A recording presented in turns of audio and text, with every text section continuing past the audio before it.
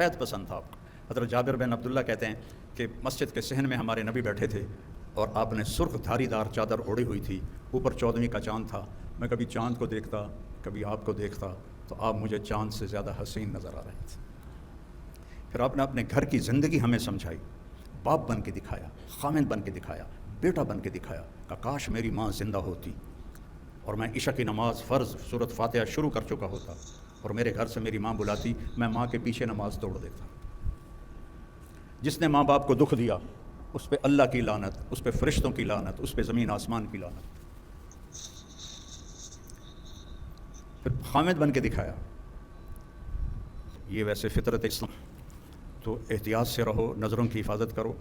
اور ہمارا boy friend girl friend کوئی کلچر نہیں ہے، یہ حرامی کلچر ہے، یہ کفر کا کلچر ہے۔ ہمارے ماں باپ عزت کے ساتھ اپنی بیٹی کو ڈولی میں بٹھائیں، وہی آپ کے لیے کامیابی ہے، اور آپ کے والدین آپ بچوں کے لیے جو رشتہ طے کریں وہی آپ کے لیے بابرکت ہے۔ اس طرح کہ جو آج عنوان چل گئے ہیں یہ انتہائی خطرناک ہیں اور بہت ہی یہ نقصان دہ ہیں، چونکہ جو اس عمر کی پسند اور عشق ہوتا ہے وہ ماشاءاللہ شادی کے بعد بالکل ناکام ہو جاتا ہے اور طلاقوں تک نوبت آتی ہے، اور جو ماں باپ جو طے کرتے ہیں اس میں برکت ہوتی ہے، اور باقی کھٹبٹ تو جنت میں ختم ہوگی، دنیا میں تو ختم ہو نہیں سکتی، تو جنت میں ہی جا کے ختم ہوگی۔ تو لیکن یہ کام نہیں کرنا کہ اپنی پسند کے پیچھے کتنے لڑکے لڑکیاں کورٹ میرج کر لیتے ہیں، گھروں سے بھاگ جاتے ہیں، یہ سب تباہی کے راستے ہیں۔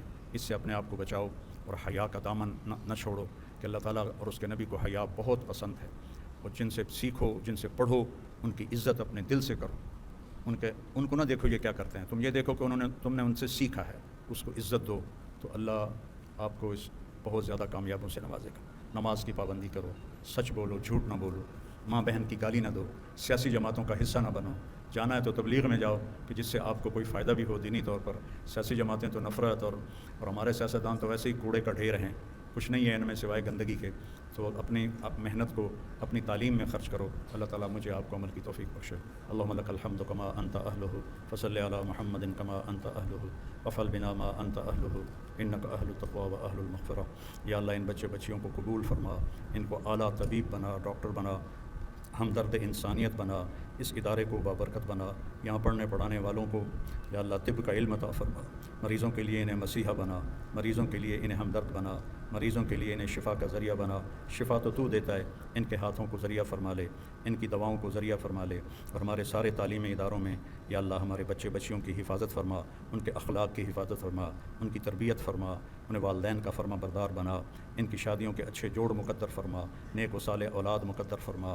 یا اللہ ہمارے ملک پر بہت برا وقت آیا ہوا ہے، اپنے فضل سے ہمارے ملک کو اس بحران سے نکال لے، اس بحران سے نکال لے، اس بحران سے نکال لے۔ غریب بندے تیرے خودکشیاں کر رہے ہیں اور اپنے عزتیں بیچ رہے ہیں، یا اللہ تو رحم فرما دے، تو رحم فرما دے، اور یا اللہ رزق کی فراوانی فرما دے، اور بددیانت اور ظالم اور یا اللہ ہوس پرست حکمرانوں سے ہماری حفاظت فرما، ہمیں نجات نصیب فرما، ہمیں نیک لوگوں کے سپرد فرما، ہمیں نافرمانوں کے سپرد نہ فرما۔